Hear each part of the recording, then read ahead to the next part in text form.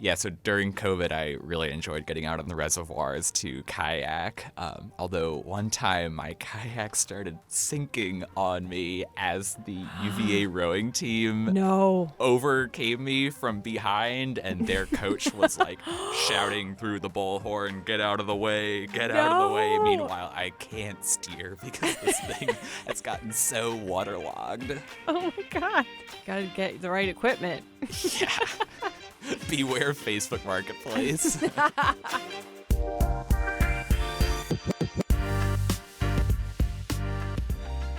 This is Admissible. I'm Natalie Blazer, Dean of Admissions at UVA Law.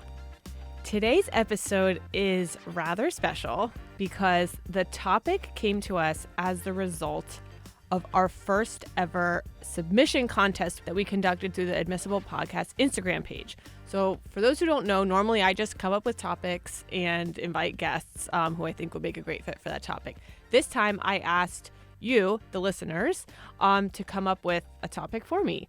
I ran this contest for our Instagram followers in the spring for a chance for them to have their idea turned into an episode of Admissible. We got so many amazing submissions that we actually had to do a runoff vote of the top 3 ideas.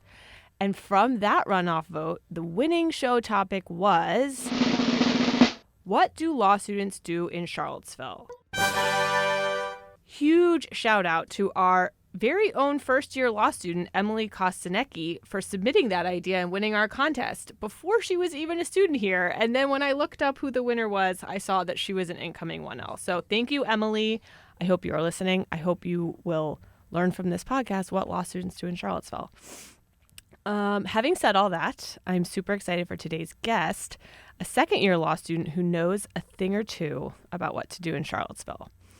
Brian Cameron is a Virginia native and attended the University of Virginia as an undergraduate.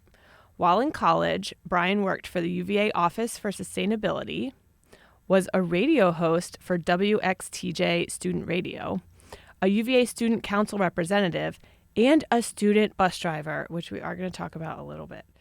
Following his graduation from UVA, Brian stayed in Charlottesville, first working for UVA Parking and Transportation, and later for Habitat for Humanity Virginia as a member of AmeriCorps Vista. Around that time, we were lucky enough to interview and admit Brian and actually get him here to stay in Charlottesville as a law student beginning in the fall of 2022. Welcome to the show, Brian. Thank you for having me, Dean Blazer. It's great to be here. So I've been doing the same icebreaker this year for our guests, and so I will ask you, what are you currently reading for fun? I'm honestly not currently reading anything for fun. I'm reading more hours of the week than I'm even able to keep count of. So once I get to Thursday afternoon and my classes are done. I totally get that. What's your favorite, course-related reading? Yeah, so for the Urban Law and Policy seminar that I'm taking, we are reading The Death and Life of Great American Cities by Jane Jacobs, which is like an urban theory seminal work, which I've been meaning to get around to reading for a long time. And I'm glad that class gives me a good excuse to take a crack at that now. So it's not technically for fun, but it's still something that you're definitely feels like reading. Pleasure reading. That's great. Well, before we get into the topic of today's show, I have to mention something about Brian. A couple weeks ago, I was asked to lead a personal statement workshop on main grounds over here at UVA. I fielded so many questions. People have so many questions about how to approach the personal statement, what to write about, what the tone should be. I mean, you could not believe how many questions they have. Well, in the usual course of preparing for this episode, Brian, I went back and I read your entire application. If I could just hold up your personal statement in a workshop, put it up on the screen and say, this is how you do it. I seriously got chills reading your statement all over again. It was so well done. It shows your empathy, your dedication to service, sense of humor, work ethic. It was just very well done. And I need to say that.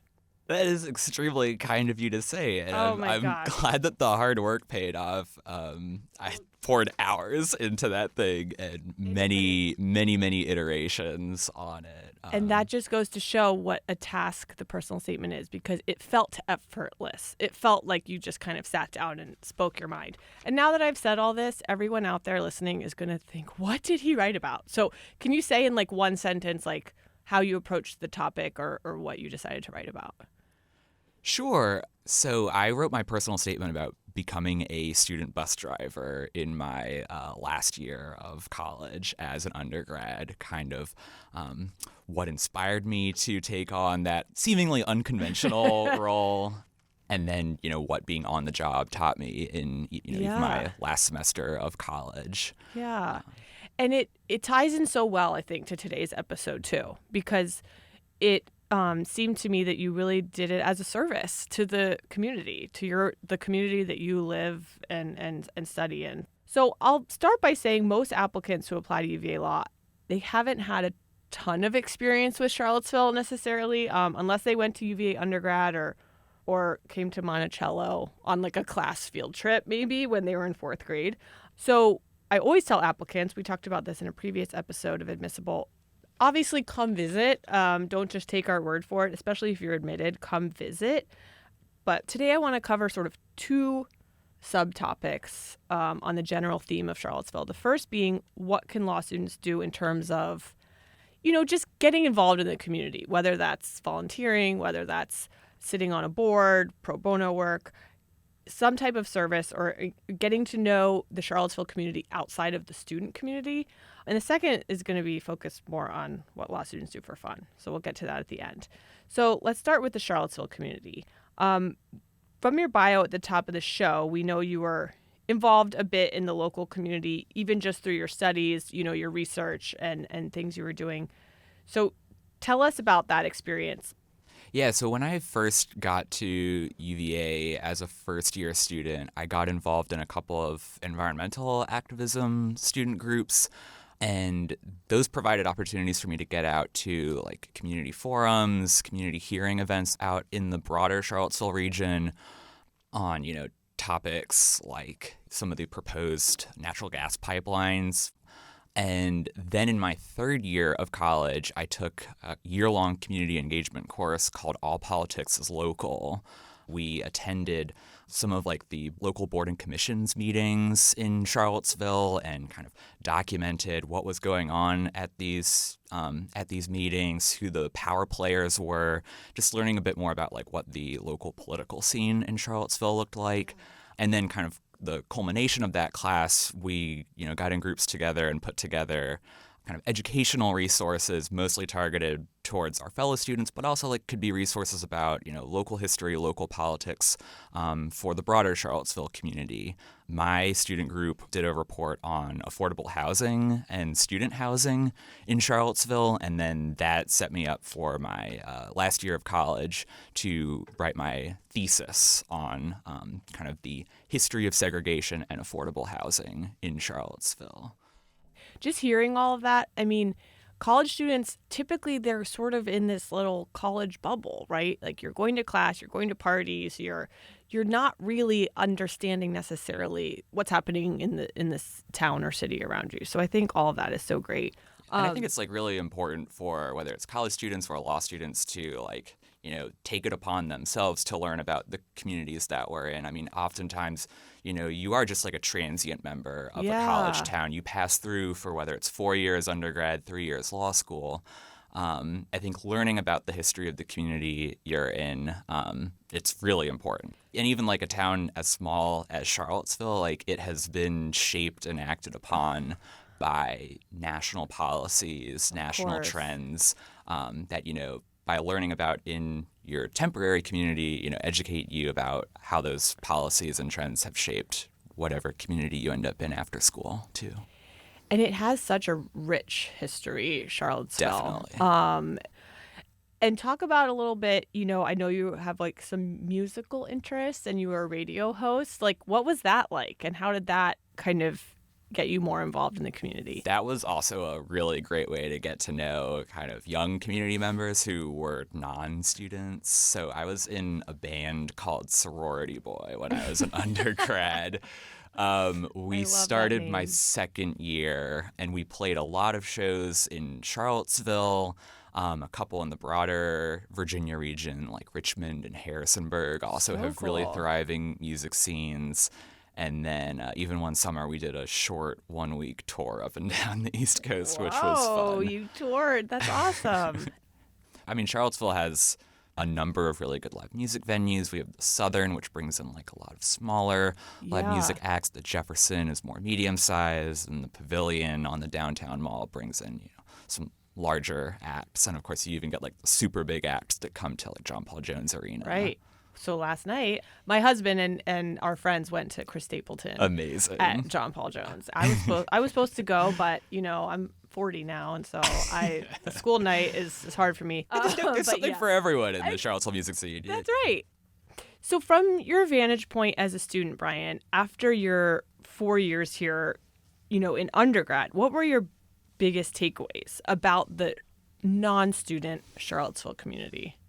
I mean, my biggest takeaway is that it was a great place to live. And I think that fed directly into why I didn't want to move away, even though I was graduating from college.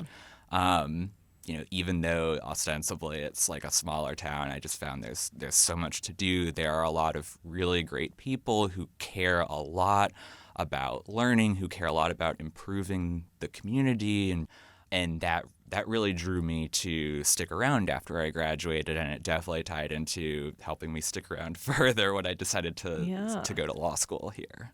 So lucky for us. So as you mentioned, after you graduated, you did stay in Charlottesville to work, and we mentioned in your bio, first for Parking and Transportation, That's right. then for Habitat for Humanity as part of AmeriCorps Vista. So what was it like? So I feel like when I moved back to Charlottesville for a job, I was really worried that living here as a non-student, it would kind of just feel different and not in a good way. That has not been my experience. But tell me, what was it like to be here for 3 years as a non-student? I think it was great.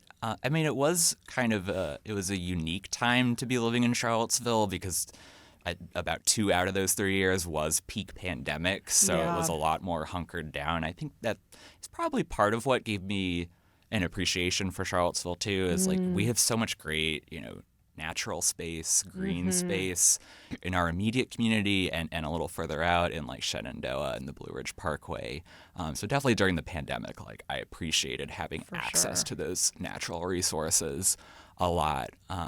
Even before that though, kind of the 7 or 8 months from when I graduated until the pandemic started, it felt more seamless than I was expecting going from student to community member. I think part of that is, I moved out of like the directly student neighborhoods that, that plays a big part. I don't live right in the kind of traditional student community, student enclave. I don't live right by the law school. I live closer to the downtown mall. I find having that kind of school life balance is, very helpful to me. Helps me take advantage of the parts of like the city's social scene that I enjoy being more a part of. For sure. UVA is huge in Charlottesville, but like students aren't a majority of like what makes up the town. Also, we have, 2 to 3 mini downtowns in Charlottesville as well. And like one of them is really geared toward the university. That's like the corner. But we also have the downtown mall, which is like the more major one. That's about like, a mile and a half, 2 miles away from the university. So that really just feels like Charlottesville. That doesn't feel just like UVA and like the Belmont neighborhood too. Obviously, I encourage students to take advantage of those places. It's a great way to get outside of the UVA bubble, but it's not the UVA bubble on the mall and in Belmont, which is really great. Yeah, what I love about Charlottesville, it feels like, yes, UVA is a big part, and I love seeing storefronts where everyone is rooting for UVA, and sports is really fun. Going to a football game, going to a basketball game, you see students, you see faculty. I saw George Geis, this absolutely brilliant contracts professor who everybody loves, standing up for the entire football game a couple weekends ago, just really into it. And I love that aspect of our community. Definitely. Yeah. I mean, our basketball program is great, and the arena is walking distance to the law Yes. school. So it's very easy to get to. The games are usually at good times if you want to take, Tuesday night off from studying and go Absolutely. watch a game with some friends. Yeah. It doesn't overtake the student experience. It's just fun. It's a great way to sort of take a break. I'll also give a shout out to, I think it's Peter Lee Hamilton, who does Fun Yes, Club, because we have a yes. lot of other really great sports programs too, like both of the soccer teams, lacrosse, field hockey, Yes. baseball, softball, and again, all those fields too. They're right at North Grounds, which is like a 10-minute walk So from the law true. school. Peter Lee Hamilton, formerly also a guest on Yeah, Invisible, talking about his JD MBA. A living legend. And you're so right. And the track and field and all of the women's sports that are super, super fun and always exciting to watch. You're right. You can walk there from the law school in less than 10 minutes. It's just fun. So let's get to your time as a law student at UVA. So you decided to stay in Charlottesville and come to UVA Law when I know for a fact you had many other very enticing options at top law schools in other cities that are also very nice. So I can gather from your previous answers, but tell us what factors really led to you ultimately deciding to stay at UVA? I think being in a place like Charlottesville is a great place to be a student. I think it sets students up for success really well. Being in a college town like Charlottesville, there is plenty to do and you will never feel bored, but you're not feeling as overwhelmed as you would in like a major city. And getting to know your classmates really well too. I think in larger cities, there's more of a temptation to just kind of show up to school and build your community outside of school. Yep. Whereas at UVA, people, really form good bonds with each other. I think when I was applying to law school and trying to decide on where I was going to go for law school, I think what I'll now call a myth that I heard was that it's better to go to professional school in like a major city where the employers directly are, because, you're in professional school to land that job, to meet, future employers. And so the closer you are, the easier that's going to be. But starting in, January of 1L year, it is like astounding how all of these like top law firms in the country flock to Charlottesville because they know how great of a school UVA is, and they are coming here to Charlottesville to seek out students. Like our employment outcomes are totally on par with with the schools in more major cities, if not better, frankly, sometimes. That's on the private sector side. And now, I know friends who are going through more of like the public sector, public service recruitment stuff right now. And they're, telling me, I have, this interview lined up with a major federal government agency. So even though we're not directly in a place like DC, our students just do incredibly well with their professional outcomes. I'm so glad you brought up this myth because, it's a nationally known law school, so firms know about it, and a lot of alums. Absolutely. I know when I was practicing law, any chance I got to come back and recruit at UVA and come back to Charlottesville, I took it. People do love coming back. Yeah. That's a common theme in like almost every interview I had with UVA law alums this summer. And what I tell people is very few people start their legal career in Charlottesville. So you're going to be in DC or New York or Chicago or LA for probably many years. And so it's nice to have 3 years in law school where you're not in that big city and where you have your own kind of space. Definitely. So for students who come to UVA Law with no prior relationship to Charlottesville, which is a lot, in what ways does the law school itself help connect students to the community? Like our clinics directly introduce, not all of them, but a lot of them are Charlottesville based. I don't know. Are you in a clinic this year? So I'm not in a clinic myself, but I have a couple of close friends who either are currently or have done them before. And I totally agree. Clinics are a great way for people to kind of get involved, learn more about the local community, and like play an integral role in, helping address some of like the injustices that do exist in Charlottesville. Like clinics are really great opportunities for that. So I have a friend right now who's in the environmental law and community engagement clinic. So she's working with like the Southern Environmental Law Center, which is an environmental litigation group that has a large Charlottesville office. I've had friends who've done like the decarceration and community reentry clinic. That's, really important for helping local folks who are exiting the carceral system navigate the myriad laws that regulate the lives of people, leaving prison. As wonderful a place as Charlottesville is for a lot of people, it is like any community in the country. There are barriers to justice. Poverty is a major issue. And so clinics are a great way to learn more about how those issues face our community and play a small part in helping remedy that. Yeah. Okay, so we've talked a lot about like the volunteering, working, living in the city. To close out the show, I really want to get to like the fun parts. You've mentioned some of it, like breweries, restaurants, live music. But when you're not in class or studying, which I know you are in class and studying pretty much all the time, 2L is a very, very, very busy time of life in law school, I should say. What's your favorite thing to do just purely for fun outside of school? I have a hard time narrowing it down to just one, but I'd say that when I really have time, I love getting on some of the local reservoirs and kayaking. Just getting, out to a remote part of nature and being on, placid water. Yeah. Paddling around a little bit. That's very restorative.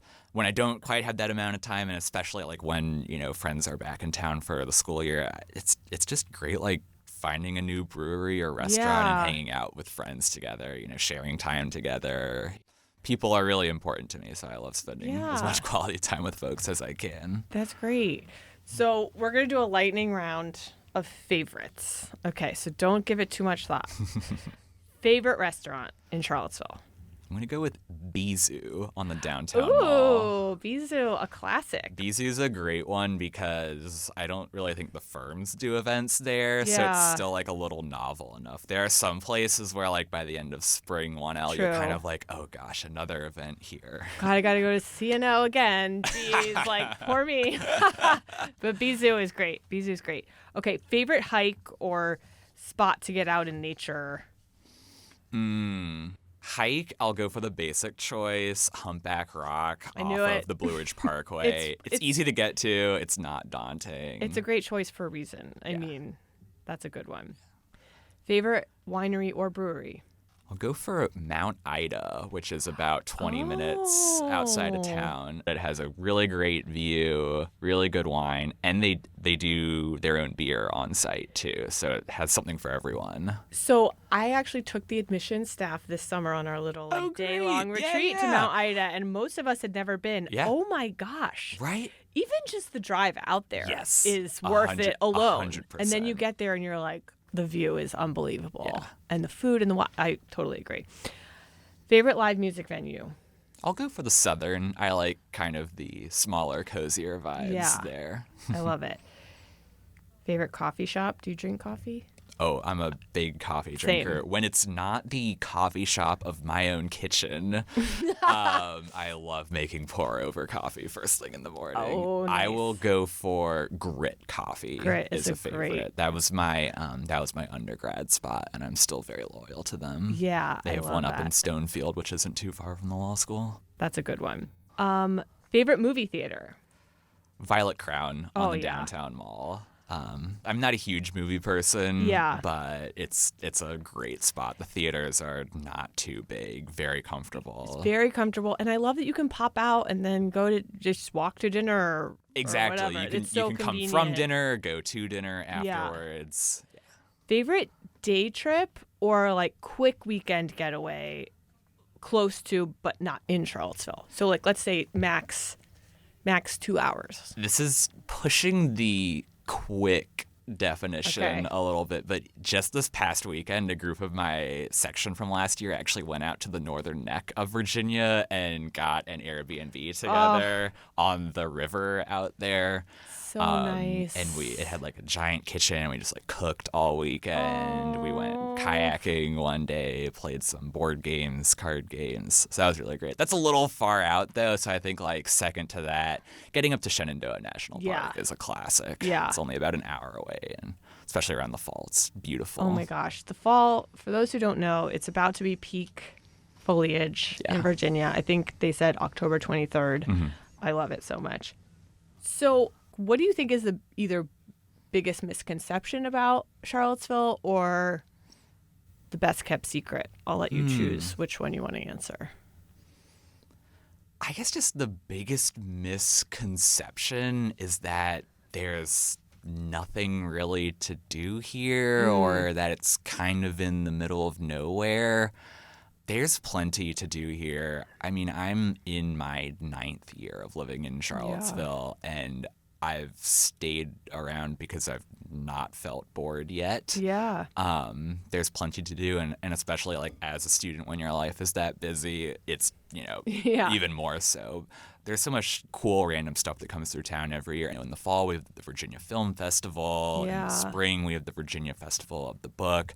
There are just like other, institutes around UVA that are bringing, major speakers. Like I've seen Nicole Hannah-Jones speak at UVA before. I know last year Brian Stevenson spoke at JPJ. So like UVA and the community writ large, they're constantly bringing, really cool opportunities to town.